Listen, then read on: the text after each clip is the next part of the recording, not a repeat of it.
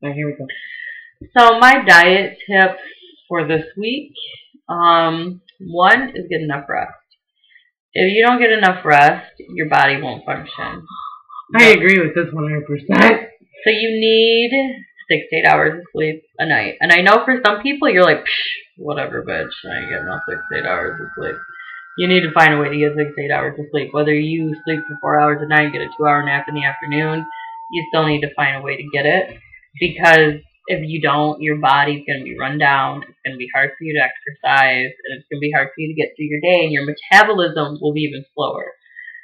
So make sure you exercise. Get enough sleep. I'm tired. Here I am talking about it. Anyway, for a week.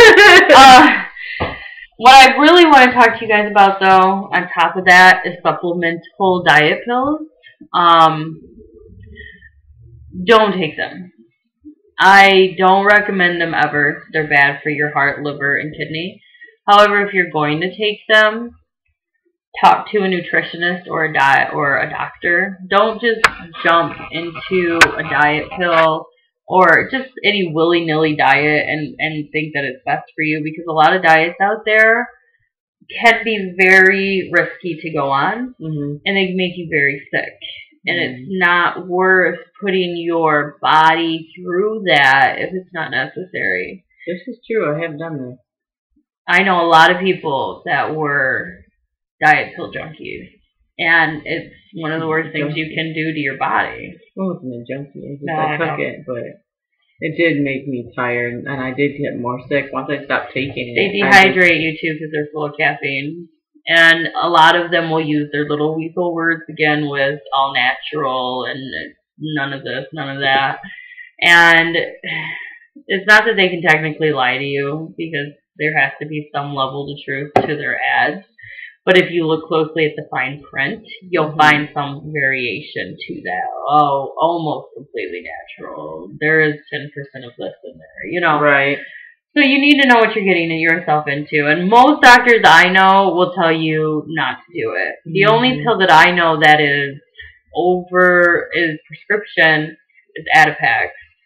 And you shouldn't be on those longer than 2 months. And the problem with diet pills of any kind, even Adipex, is that once you stop taking them, your body kind of balloons back up, and you retain and you put back on weight because you don't have that supplement to suppress whatever it was suppressing while you're eating more, or those organs that supplement was suppressing, they start working again, so you start retaining fluid, or you know.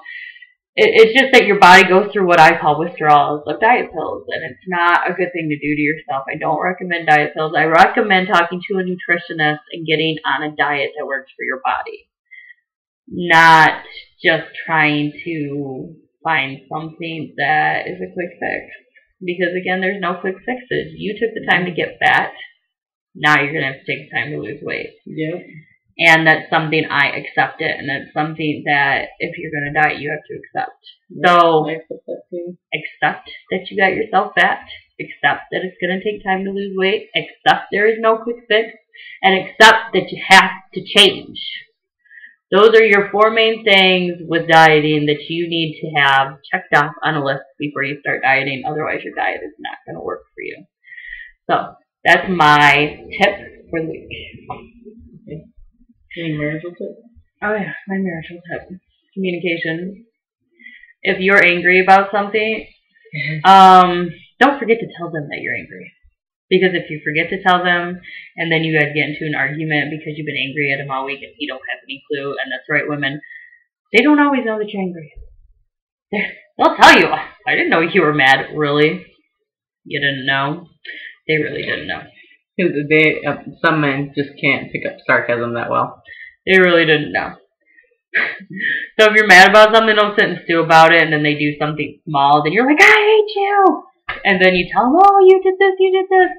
It's not good to stew. So if you're angry, you need to tell them, I'm angry because you did this, and you have to talk. And not just about being angry. Communication is very important. Yeah. If you don't have communication, you don't have a relationship. This is true. That's something I'm still trying to work on with my marriage, is having direct communication about things. Because my husband Doesn't like to listen. He likes to do things now.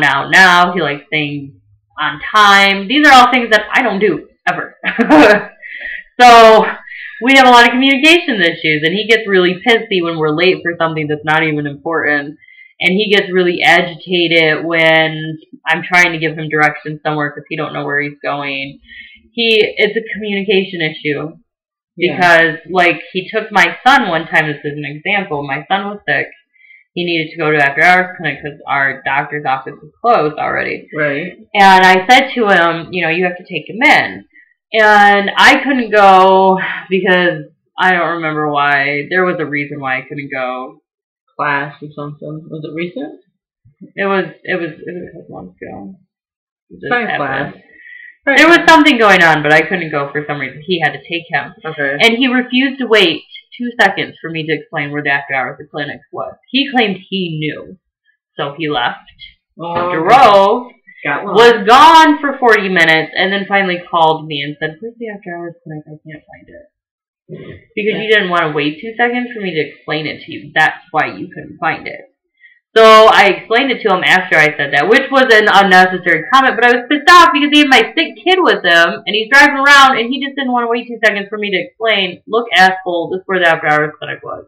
Right. So if he had just waited, and we had had proper communication, it would have been fine. But because he didn't want to wait 2 seconds for me to explain that because he has no communication skills, he just took off. And I think he was irritated. He had to take him anyway. But, you know, when you have kids, you gotta do what you gotta do. Right. So, you need communication. You have to have open communication. And you have to feel comfortable enough to be able to tell your partner, this is how I feel about this situation, and I want to know what we can do about it.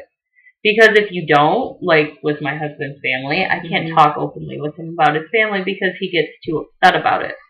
So we have a closed communication when it comes to those people, and that makes it really difficult for me to deal with it because I can't talk to him about it. Right. So have some open communication. You have to be able to talk about your issues. If you can't talk about them, then I don't want to say a relationship is doomed, but it's a little bit doomed. To be a struggle constantly. Like, I don't want to say a relationship will blow up and end, but you will probably have constant issues because there's no communication in your house. Right. So, that's my marriage tip. Okay. So, our universal discussion is bullying. Now, we'll try to keep this as short as possible because we want this to be our last one. But people that bully on the internet or in schools, okay, first, if you see anybody bully, try to stop them, and if you can't and you think the fight has gotten so bad, go to your local adult and try to stop the fight. You know, get a teacher or a parent or something to get them to stop. And if it's an adult fight, call 911. Because you don't know if anybody's, especially where we live, you don't know if anybody's going to have a weapon on them or whatnot. And there is such thing as adult bullying. Yes, there is. Because people get, like, when you're in high school, it's a different type of bullying. Yes. There is adult bullying, though, and a lot of people don't know that. I mean, I just dealt with it on the Yep, internet. yep. And that's cyberbullying. That is. Yeah, and cyberbullying to me is like the biggest cowardly way to bully somebody, because you don't have to be right in their face. True. You don't have to see what you're doing to them. Right. So it's even easier to bully somebody online. Because you don't have to look right at them and see, wow, I'm really hurting this person's feelings by bullying them. Right. So you're just a coward. All of you are cowards that bully people online. I'm sorry, this is how I feel. That's like the biggest cowardly thing. And that's why states right now are trying to pass a law against cyberbullying. They won't pass a law against regular bullying, but they'll pass a law against cyberbullying. Because suicide this year amongst teenagers has been really high. And I think that's sad. We even had one in right where we were in Flushing. Although they're not sure what happened with him. The school itself sent a letter home with my 6-year-old child. Okay, this kid killed himself. He was in high school. But they sent a letter home with my 6-year-old child denying any and all responsibility, period. Like, they were like, we were not aware of any bullying. We have... They're not going to be, especially if it's on the internet. Yeah, and they said they cooperated with the police. So we're probably going to have to do a number 9 here. Okay. 9. It'll be short, though. Yeah.